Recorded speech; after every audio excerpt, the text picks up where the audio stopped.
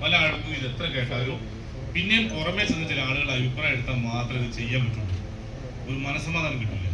പിന്നെ നിങ്ങൾ അഭിപ്രായം എടുക്കുന്ന ആളുകളെ കുറിച്ച് എന്തെങ്കിലും അറിയോ? ഒന്നിട്ട് അറിയില്ല. അതുകൊണ്ട് തന്നെ അവരുടെ അഭിപ്രായത്തിന്റെ അടിസ്ഥാനത്തിൽ നിങ്ങളെ ഒരു സാധ്യത, ഒരു ഓപ്പർച്യൂണിറ്റി നഷ്ടപ്പെടുകയും ചെയ്യുന്നു. എനിക്ക് നിങ്ങളോട് പറയാനുള്ളത്, നിങ്ങളെ മനസാക്ഷിക്ക് ഇത് ചേരുന്നു തോന്നുകയാണെങ്കിൽ ഇന്ന് തീരുമാനം എടുക്കണം, ഇപ്പൊ തീരുമാനം. അതുകൊണ്ട് നല്ല കാര്യങ്ങൾ പെട്ടെന്ന് തീരുമാനമെടുത്തില്ലെങ്കിൽ അവസരങ്ങൾ ഒരിക്കലും നഷ്ടമാവില്ല. നിങ്ങൾക്ക് നഷ്ടപ്പെട്ട വേറൊരാൾ കിട്ടും. ഒരുപക്ഷെ നിങ്ങൾ വരുന്ന സ്ഥലത്ത് വേറൊരാൾ കയറും, വേറെ നഷ്ടമൊന്നും ഉണ്ടാവില്ല. അതിന് നഷ്ടം എന്താ ഭാവിയിൽ എനിക്ക് മനസ്സിലാവും.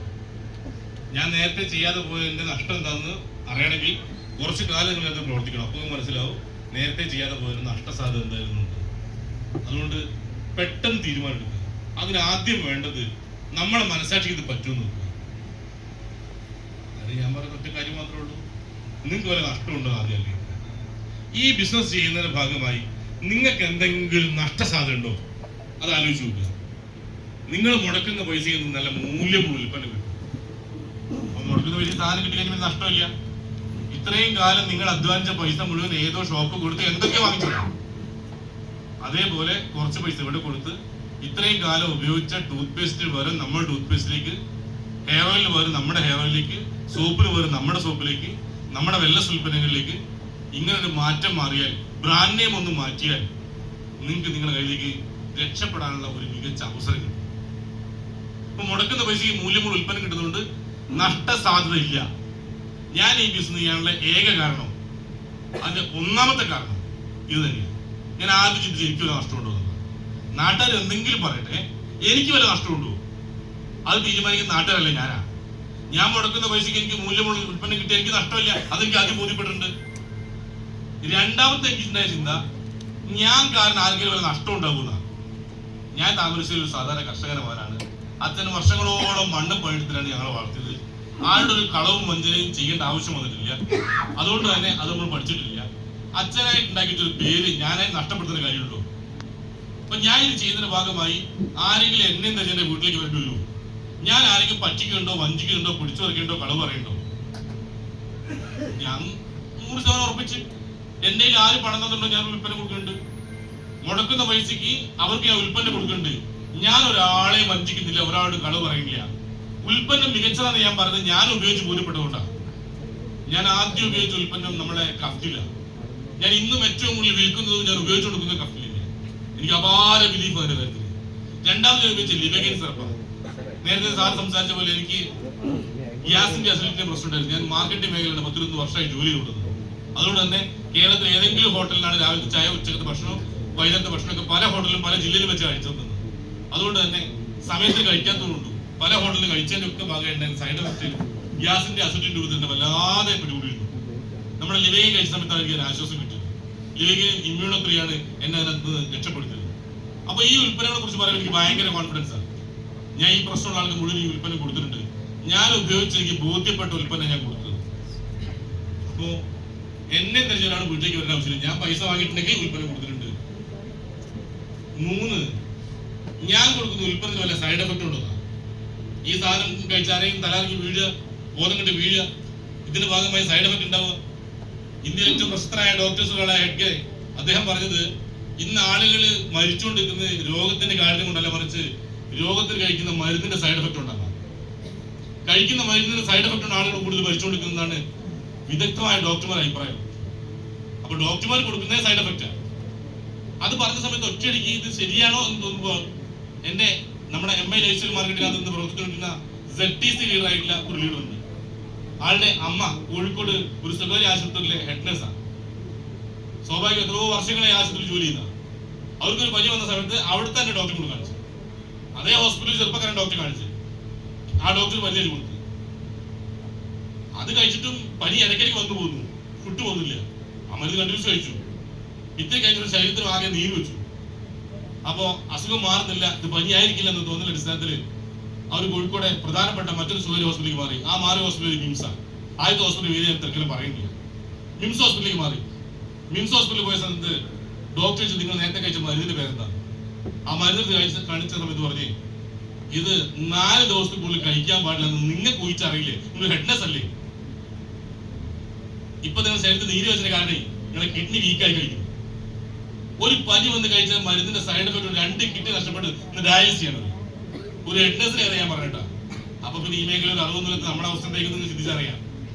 ഇങ്ങനെ സൈഡ് എഫക്ട് ഉള്ള സാധനങ്ങൾ ഉപയോഗിച്ചുകൊണ്ടിരിക്കും നമ്മുടെ നാട്ടിൽ ഇഷ്ടം പോലെ ആളുകൾ. ഷുഗറിന് വേണ്ടി കഴിച്ച മരുന്ന് കിറ്റ് നഷ്ടപ്പെടുത്ത ഇഷ്ടം പോലെ ആളുകൾ നമ്മുടെ നാട്ടിലുണ്ട്. അങ്ങനെ സൈഡ് എഫക്ട് കൊണ്ട് മരിക്കുന്ന ആളുടെ എണ്ണം കൂടുതലാണ്. ഞാൻ കൊടുക്കുന്ന സാധനത്തിന് അങ്ങനെ വല്ല സൈഡ് എഫക്ട് ഉണ്ടോ? ആണ് മനസ്സിലാക്കുന്നത്. ഇത് മരുന്നേ അല്ല. മരുന്ന് വെക്കണമെങ്കിൽ ഡ്രഗ് ലൈസൻസ് വേണം, അതിനെ കുറിച്ച് പഠിക്കണം.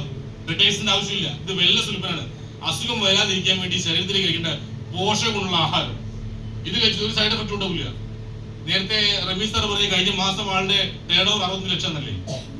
കഴിഞ്ഞ മാസം അവസാനത്തെ ഒരാഴ്ചയിലെ എന്റെ ടേൺ ഓവർ 150 കോടിക്ക് മേലെ.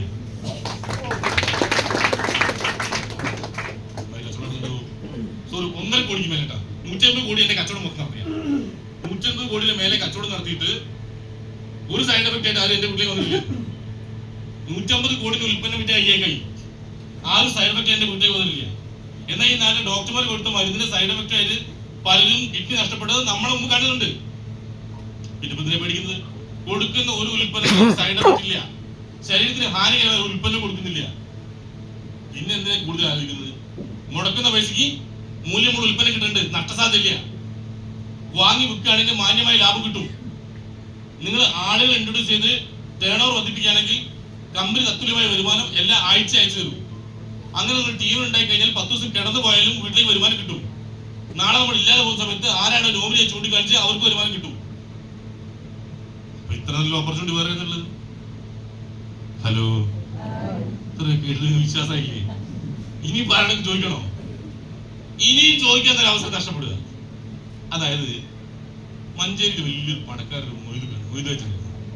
30 ദിവസവും ഗൾഫിലേക്ക് പോകുന്നു. ബോംബെ എയർപോർട്ടിൽ നിൽക്കുന്ന സമയത്താണ് പറയുന്നത് ഫ്ലൈറ്റ് അരമണിക്കൂർ ലേറ്റ് ആയിരുന്നു. അരമണിക്കൂർ ലേറ്റ് ആയിട്ട് വെറുതെ അങ്ങനെ ചെയ്യാൻ നടക്കുന്നു. അപ്പോ എയർപോർട്ട് സൈഡിൽ ഒരാൾ കൂട്ടും.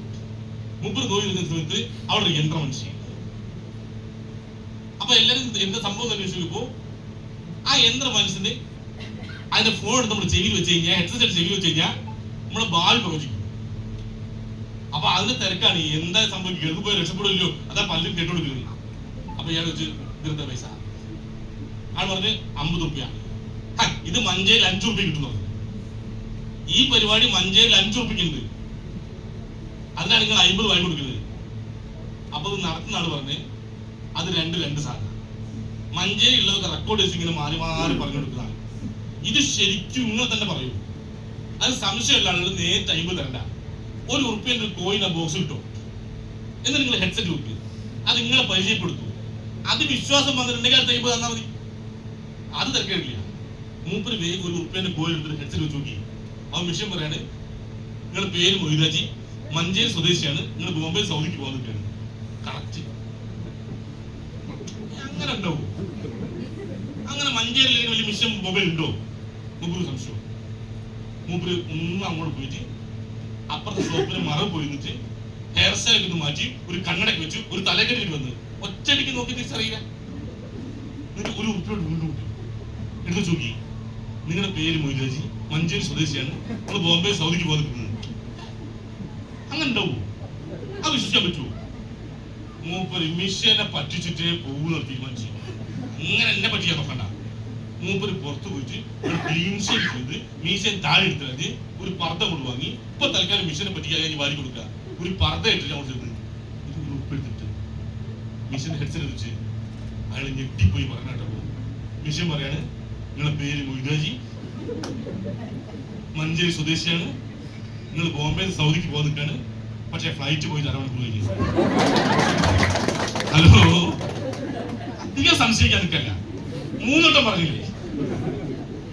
അല്ല, ഞാൻ 3 വട്ടം പറഞ്ഞില്ലേ? ഇനിയും സംശയിച്ചാൽ നിങ്ങൾ അവസരം നഷ്ടപ്പെടും. അതിനേക്കാൾ നല്ലത് ഇപ്പൊ കേട്ട് നമ്മളെ മനസാക്ഷിക്ക് അനുസരിച്ച് അല്ല ഇയാൾ പറഞ്ഞു വെച്ച് നോക്കുമ്പോ എനിക്ക് പാകപ്പെടും, എന്റെ പൈസ പോകുന്നല്ലേ, ഞാൻ കൊടുക്കുന്ന പൈസ സാധനം കിട്ടുന്നു. അത് വേണ്ടാത്തല്ല. രാവിലെ വെച്ചാൽ എല്ലാവരും പല്ലിക്കുണ്ട്, ആ പേസ്റ്റാ കിട്ടുന്നത്. 2 നേരം കുളിക്കുന്നുണ്ട്, ആ സോപ്പാ കിട്ടുന്നത്. എന്താണോ നമുക്ക് ആവശ്യമില്ല അതാ തരുന്നത്. തല കെട്ടിവെക്കല്ല. ഇത് നിരന്തരം വാങ്ങിച്ചു കൊടുക്കുന്ന സാധനമാണ്. അതിന് ബ്രാൻഡ് നെയിം ഒന്ന് മാറും, അത്രേ ഉള്ളൂ. എന്നാ പിന്നെ ഞാൻ കയറി നോക്കുക. ഇനി മറ്റേ മണി ചെയിൻകാർ പറയുന്ന മാതിരി കയറി ഇന്ന് കോടീശ്വരനാക്കുന്ന ഒരു ഏർപ്പാട് ഇവിടെ ഇല്ല. നിങ്ങളോട് നിന്നാ മതി, ഒന്നും നോക്കണ്ട, നിങ്ങളിങ്ങനെ കോടീശ്വരനാക്കും. അങ്ങനത്തെ ഒരു ഇടപാട് ഇവിടെ ഇല്ല. ഇവിടെ നിങ്ങൾ പ്രവർത്തിക്കാൻ വരുമാനമുണ്ട്. നിങ്ങൾ മുടക്കുന്ന പൈസക്ക് ആദ്യം സാധനം കിട്ടും, എന്നിട്ട് വാങ്ങി വിറ്റു. നിങ്ങൾ ഉപയോഗിച്ച പേസ്റ്റ് മറ്റുള്ളവർ പറയും നല്ല പേസ്റ്റാ പറയും, ഒരു നിങ്ങൾ വാങ്ങും, അപ്പൊ നിങ്ങൾ ലാഭം കിട്ടും. അവരോട് പറയും നിങ്ങൾക്ക് വരുമാനം ഉണ്ടാക്കാൻ അവസരമുണ്ട്. അവർ നിങ്ങളെ പോലെ ചില ഉൽപ്പന്നം വാങ്ങും, മറ്റുള്ളവർക്ക് വിൽക്കും, ആളെ പരിചയപ്പെടുത്തും. ഇതൊക്കെ നിങ്ങൾ ടേൺ ഓവർ ആയി കമ്പനി കണക്കൂട്ടും. അതിൽ ഒരാഴ്ചയിൽ 450 രൂപ മുതൽ 2,10,000 വരെ തരാവുന്ന ഒരു പ്ലാൻ കമ്പനി കഴിയുന്നുണ്ട്. പ്രവർത്തിക്കാൻ മനസ്സുണ്ടോ, വരുമാനമുണ്ട്. വെറുതെ വന്നാൽ ഒന്നും കിട്ടില്ല. No pain no gain. വേദനയില്ലാതെ നേട്ടമില്ല. ഒരു പറ്റിക്കലില്ല, ഒരു തട്ടിപ്പില്ല, ഒരു പിടിച്ചോറില്ല, ഒരു കളവുമില്ല, ഒരു മോഹിപ്പിക്കലില്ല. പണിയെടുക്കാൻ മനസ്സുള്ള ആൾക്ക്, കടമകളുള്ളവർക്ക്, കടങ്ങളുള്ളവർക്ക് ഉണ്ടായാൽ മാത്രം പോരാ, അത് വീട്ടാൻ ആഗ്രഹമുള്ളവർക്ക്. കടം കുറെ ഉണ്ട്, നമുക്ക് ഒരു പ്രശ്നമില്ല, വാങ്ങിയാ പ്രശ്നം. ഇത് കൊടുത്തു പോയണ്ടല്ലോ, ഓനാ പ്രശ്നം, നമുക്ക് പ്രശ്നമൊന്നുമില്ല. ചില അങ്ങനെയാ. നമ്മുടെ നാട്ടിലൊരാള് റെഡിയുടെ ആളാണ്. ഒരു പൈസ വാങ്ങി നാളെ രാവിലെ പറഞ്ഞ നാളെ രാവിലെ റെഡിയാണ്. അനസാർ ഉറപ്പിച്ചു കൊടുക്കാം. അങ്ങനെ ഒരു 10,000 രൂപ മുമ്പ് വാങ്ങിയിട്ട് നാളെ രാവിലെ കൊടുക്കാൻ പറഞ്ഞാണ്. പക്ഷെ ഇന്ന് രാത്രി പൈസ കയ്യിൽ വന്നില്ല. ഈ പാവത്തിന് ഉറപ്പില്ല. രാത്രി ലൈറ്റ് ഇട്ട് ഇങ്ങനെ കുത്തിരിക്കുകയാണ്. ഭാര്യ നെറ്റി കൂട്ടി, അല്ല മനുഷ്യ ഇങ്ങനെ ലൈറ്റ് ഇട്ടില്ല, പക്ഷെ കണ്ണിൽ വിളിച്ചു കുത്തുന്നത്. എനിക്കറിയോ, നാളെ രാവിലെ തോമസ് ഏട്ടന് 10,000 കൊടുക്കേണ്ടതാ. ഞാൻ രാവിലെ കൊടുക്കാന്ന് പറഞ്ഞു പോയതാ. ഒരു പൈസയും കിട്ടിയിട്ടില്ല. നാളെ നേരെ കൊടുക്കുമ്പോൾ ആളോട് ഞാൻ എന്ത് പറയുന്ന ആലോചിച്ച് നിൽക്കുകയാണ്. അതാ പറഞ്ഞ പ്രശ്നം. ഞാൻ ഇപ്പൊ തീർത്തില്ല. ഭാര്യ ആ ജനലിൽ കൂടെ തൊട്ടടുത്ത തോമസ് താമസിക്കുന്നത്. തോമസേട്ടാ തോമസേട്ടാ 2 വിളി. തോമസേട്ടൻ ഞെട്ടി വീശു. എന്തേ? അല്ല നിങ്ങൾക്ക് 30,000 തരാനില്ലേ? ആ ഉണ്ട്. അത് നാളെ രാവിലെ തരാനല്ല പറഞ്ഞു. അതെ, അത് രാവിലെ ഉണ്ടാവും കേട്ടോ. പിന്നെ അത് 2 ആഴ്ച പ്രതീക്ഷിക്കണ്ട കേട്ടോ. പിന്നെ അത് 2 മാസം കഴിഞ്ഞ് നോക്കാം. ഹലോ, അതും പറഞ്ഞ് ജെല്ലി കാണിച്ച്. പിന്നെ കാണുന്ന കാഴ്ച അപ്പുറത്ത് തോമസോടെ ലൈറ്റിലാണ്. ഹലോ, ചില ആൾക്കാർക്ക് അങ്ങനെയാ. ഇനിയിപ്പോ അയാൾക്ക് ഇപ്പൊ കിട്ടാൻ ടെൻഷനാ. മുമ്പ് ഇവര് ടെൻഷൻ ഇല്ല. കട ഉണ്ടായിട്ട് കാര്യമില്ല, കട കിട്ടാനുള്ള ആഗ്രഹം ഉണ്ടാണോ? കടമ ഉണ്ടായിട്ട് കാര്യമില്ല, കടമകൾ ചെയ്യാൻ നിർവഹിക്കാനുള്ള ആഗ്രഹം ഉണ്ടാണോ? അത്തരം ആളുകൾക്ക് പറ്റിയ ഗോൾഡൻ ഓപ്പർച്യൂണിറ്റി. പല ലീഡേഴ്സും പറയുന്നത് പാർട്ട് ടൈം ആയി ചെയ്യും, നിലവിൽ ചെയ്യുന്നതിന് കൂടെ ചെയ്തു നോക്ക്. അങ്ങനെ പറയുന്നത് ഞാൻ പറയുന്നത് അങ്ങനെയല്ല. ചെയ്യുന്നുണ്ടെങ്കിൽ ഫുൾ ടൈം ആയി ചെയ്യണം. ചെയ്യുന്നുണ്ടെങ്കിൽ അത് ഫുൾ ടൈം ആയി ചെയ്യണം. പിന്നെ പാർട്ട് ടൈം ആക്കി ഫുൾ ടൈം ആയി താല്പര്യം. ഞാൻ പറയുന്നത് ഫുൾ ടൈം ചെയ്യണം. എന്നിട്ട് ഞാൻ തുറക്കുന്നത് ഫുൾ ടൈം ചെയ്താണ്. ഹലോ, തൊട്ടുമ്പോ MBA കാരൻ പറഞ്ഞില്ലേ ഞാൻ ഫുൾ ടൈം ആയി ചെയ്യണത്? എന്താ കാര്യം? ഇത് ഫുൾ ടൈം ചെയ്യുന്ന സമയത്ത് മാത്രമേ നമ്മൾ ഔട്ട്പുട്ട് കൂടി വരുള്ളൂ. ഇല്ലെങ്കിൽ വേറൊരു സാധനം ഉണ്ടേ, ഇതൊരിക്കലും നിങ്ങൾ നന്നായി ചെയ്യില്ല.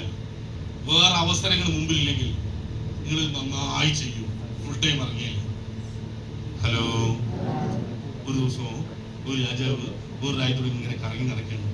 അപ്പൊ അവിടെ നോക്കുന്ന സമയത്ത് ഒരു പക്ഷി വിൽപ്പനക്കാരൻ ഒരു പക്ഷിനെ വിൽക്കാൻ വെച്ചാൽ അപ്പൊ രാജാവ് അടുത്ത് പോയത് നല്ല ഭംഗി. രാജാവ് കൗരവത്തോട് നോക്കുന്ന സമയത്ത് മൂപ്പര് പക്ഷിനെ കൈത്തണ്ടൽ വെച്ച് ഇങ്ങനെ പൊക്കിന് താത്തി ചെയ്യണം. അപ്പൊ നന്നായി ചിറകടിക്കും. ചിറകടിക്ക് നല്ല ലുക്കിൽ കാണാൻ. അപ്പോ അയാൾ വലിയ വില പറഞ്ഞ് രാജാവ് ആഗ്രഹിച്ചു. മൂപ്പര് വലിയ വില കൊടുത്ത് വാങ്ങുകയും ചെയ്തു. വാങ്ങി കൊട്ടാരത്തിലേക്ക് പോയ മൂപ്പര് ഏറ്റവും വലിയ ആഗ്രഹം എന്താ പറഞ്ഞിട്ടുണ്ടെങ്കിൽ രാജ്ഞിനെയും പരിവാരങ്ങളൊക്കെ കാണിക്കണം, ഇത്രയും ഭംഗിയുള്ള പക്ഷിനെ. അങ്ങനെ കൊട്ടാരത്തിലേക്ക് ചെന്ന പാടെ രാജ്ഞിയും പരിവാരങ്ങളൊക്കെ വരുന്ന സമയത്ത് മൂപ്പര് പക്ഷിയെ ഒറ്റ പറപ്പിക്കല്. ഇതൊരു ഒറ്റ ചാട്ടത്തിന് ഒരു മരക്കൊമ്പിലാണ് നിന്നത്. ഇത് പറന്നില്ല. ഈ ഏറിൽ ഒരു തുള്ളൽ മാത്രം പറന്നില്ല. ചിറകടിക്കുമ്പോൾ സൗന്ദര്യം വരുള്ളൂ. ഇയാൾ ആളുകൾ നോക്കി ഇത് പറക്കണില്ല. അവിടുത്തെ ആൾ വന്ന് നോക്കി പറക്കണില്ല. പക്ഷിയെ കൈകാര്യം ചെയ്ത ഒരാൾ കൊണ്ടുപോയി, പക്ഷി പറക്കണില്ല. ഇയാൾ ആകെ നിരാശനായി. ഇത്രയും പൈസ കൊടുത്ത് വാങ്ങിക്കൊണ്ടുവന്നിട്ട് എന്റെ രാജ്ഞിയുടെ മുമ്പിൽ ഇതൊന്ന് പറപ്പിക്കാൻ കഴിഞ്ഞില്ല. വിഷമം. അയാൾ എങ്ങനെ കൊലായില് കൊട്ടാരത്തിന് മുമ്പിൽ നിന്ന് തലയിൽ താത്തിരിക്കുന്ന സമയത്ത് അതുവഴി നടന്നു പോകുന്ന ഏതൊരു കർഷകൻ നമ്മൾ കയറി വന്നു. എന്തിനാണ് പറയാന്? മഹാരാജൻ ഇവിടെ ഒരു പക്ഷി പറക്കുന്നില്ല പറഞ്ഞിട്ട്. പ്രിയര, ഞാൻ കർഷകനാണ്, നിനക്കെന്താ കാര്യം? ഇവിടെ പക്ഷിനെ പറമ്പിന് ആൾ ചോദിച്ച് നടന്നില്ല, പിന്നെ ഈ ആൾ നടന്നത്? അത് ഞാൻ ശ്രമിച്ചു നോക്കട്ടെ. രാജാവ് ശ്രമിച്ചത് കുഴപ്പമില്ല. ഞാൻ വലിയ വില കൊടുത്ത് വാങ്ങിയ പക്ഷിയാണ്. അതിന് കോല് കൊണ്ട് കുത്തിയെടുത്ത് കല്ല് കൊണ്ട് എറിയരുത്, വേദനിപ്പിക്കുന്നത്. വേദനിപ്പിച്ചെങ്കിൽ പറപ്പിക്കേണ്ട ആവശ്യമില്ല, അതെനിക്കറിയാം. ഇല്ല, ഞാൻ പക്ഷിയെ തൊടൂല. അതെന്നാ നോക്കിക്കോ. പക്ഷിനെ കൈകാര്യം ചെയ്യുന്ന ആളുകൾ ശ്രമിച്ച് നടക്കാത്ത ഈ ദൗത്യം ഇവര് നടക്കില്ല എന്ന് ഉറപ്പുള്ളതുകൊണ്ട് രാജാവിന് ഒരു പ്രതീക്ഷ മുമ്പ് അത്രയും കൂടി ഇത്തിരി കഴിഞ്ഞ് മുമ്പ് തിരിച്ചു പുറത്തേക്ക് വരുമ്പോ ആ പക്ഷിയുടെ ഉദ്യാനത്തോട് അങ്ങനെ ചിറകടിച്ച് പറയുന്നത്. അതൊരു ഭയങ്കര സന്തോഷമായി. ഇതെങ്ങനെ സംഭവിച്ചു? അയാൾ കർഷകരോട് ചോദിച്ചു, അല്ല നീ എങ്ങനെ പറത്തി? കോല് കൊണ്ട് കുത്തിയോ കല്ല് വെച്ച് എറിഞ്ഞോ? ഇല്ല, പിന്നെ എങ്ങനെ പറന്ന്?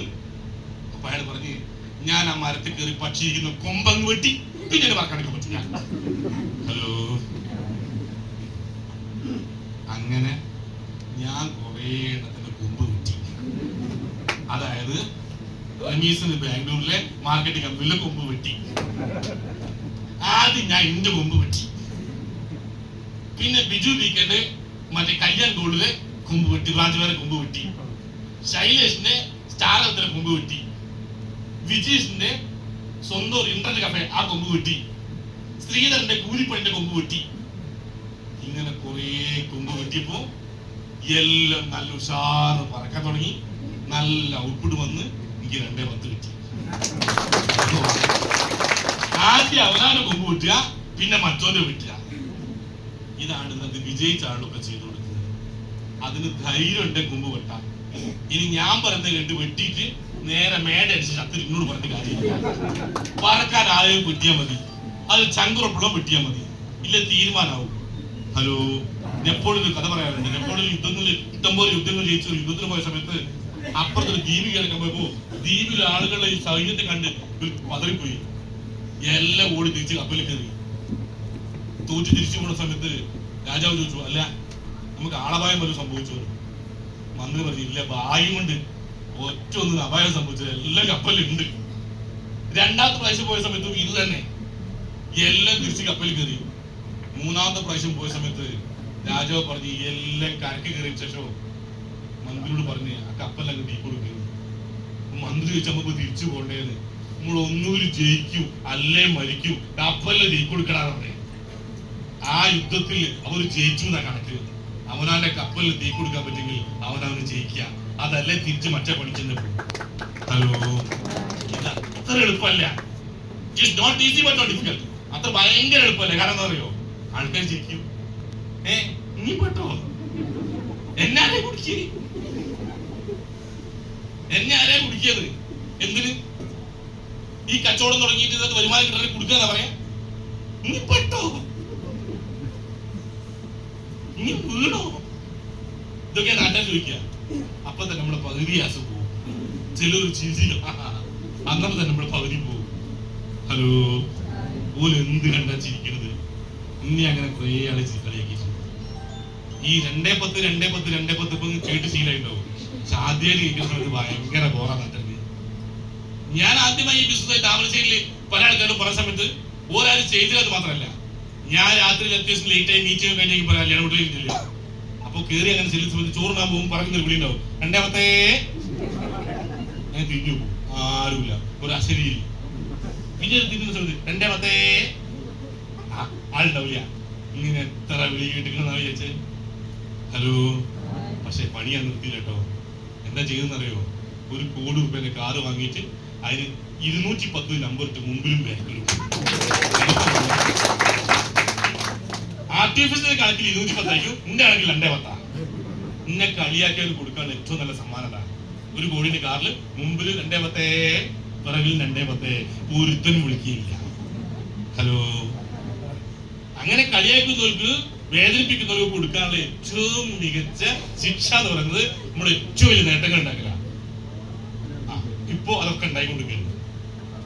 താമരശ്ശേരി ഇത് ഏറ്റവും വില കൂടിയ കാറിൽ ഒന്ന് ഞാനാ ഉപയോഗിച്ചു കൊടുക്കുന്നത്, വേറെ ഉണ്ടെങ്കിൽ അറിയില്ല. ഞാൻ കഴിഞ്ഞ ദിവസം കോഴിക്കോട് ഷോറൂമിൽ ചെന്നിട്ട് സർവീസിൽ പോയാ. അപ്പൊ ഞാൻ ചോദിച്ചേ, അല്ല ഈ കാർ നിന്ന് മൈലേജ് കിട്ടും? എനിക്ക് 8-7 കിട്ടുള്ളൂ. നിങ്ങൾ എടുക്കുന്ന സമയത്ത് പറഞ്ഞ 15 സ്മാർട്ട് സ്റ്റുഡിയോ പറഞ്ഞത്. ശരിക്കും എത്ര കിട്ടുന്നുണ്ട്? സർവീസ് അറിയാലോ. അപ്പൊ അയാൾ പറയാണ്, സാറേ ഈ കാറ് മലബാറിൽ ആകെ 3 ആൾക്കാരെ വാങ്ങിയിട്ടുള്ളൂ. ഒന്ന് കണ്ണൂർക്കാരൻ ഒരാളാണ്, ഒന്ന് മലപ്പുറത്തുകാരനാണ്, ഒന്ന് നിങ്ങളാണ്. നിങ്ങൾ പറഞ്ഞിട്ട് വേണം ഞങ്ങൾ അറിയണമെങ്കിൽ, ഞാൻ പറഞ്ഞിട്ട് വേണം ഓൻ അറിയണമെങ്കിൽ ഇത്ര മൈലേജ് കിട്ടുന്നുണ്ട്. അത്രയും കുറച്ച് ആൾക്കാർ അത് ഉപയോഗിക്കുന്നു പറയാൻ പറഞ്ഞേ. ഇന്നെ കളിയാക്കിയുള്ള ശിക്ഷ പതാണ്. ഹലോ, ഞാൻ വയലിൽ ചെറിയൊരു വീട്ടിലെ താമസിക്കേണ്ട. അപ്പൊ നല്ലൊരു വീടുണ്ടാക്കിയിട്ടുണ്ട്, പണി നടന്നുകൊടുക്കുന്നു. ഒരു 5-6 മാസത്തേക്ക് താമസിക്കുന്നത്. എനിക്ക് തോന്നുന്നു ഇപ്പോഴത്തെ അവസ്ഥയിൽ താമരശ്ശേരി പഞ്ചായത്തിൽ ലിഫ്റ്റ് ഉള്ള വീട് എന്റെ വീടായിരിക്കും. ലിഫ്റ്റ് ബുക്ക് ചെയ്തത് വെറുതെ. കളിയാക്കിയുള്ള ഒരു പണിയെ വെച്ചാണ് എനിക്ക് വേണ്ടിയിട്ടൊന്നല്ല. കുത്തനുള്ള മലയുടെ മുകളിലേക്ക് വെള്ളം ചോർന്നു പോയ മോനാ ഞാൻ. കിണറില്ലാത്തോണ്ട് അങ്ങനെ ലിഫ്റ്റിന്റെ ആവശ്യമുണ്ടോ? ഇല്ല. പിന്നെ കളിയായിട്ടുണ്ട്. അത് കാണുമ്പോൾ ടെൻഷൻ ഉണ്ടാവണം. മോനെ വീട്ടു താമസത്തിന് വിളിച്ചിട്ട് അത് കാണിച്ചു കൊടുക്കണം. കിണറാ മുകളിലേക്ക്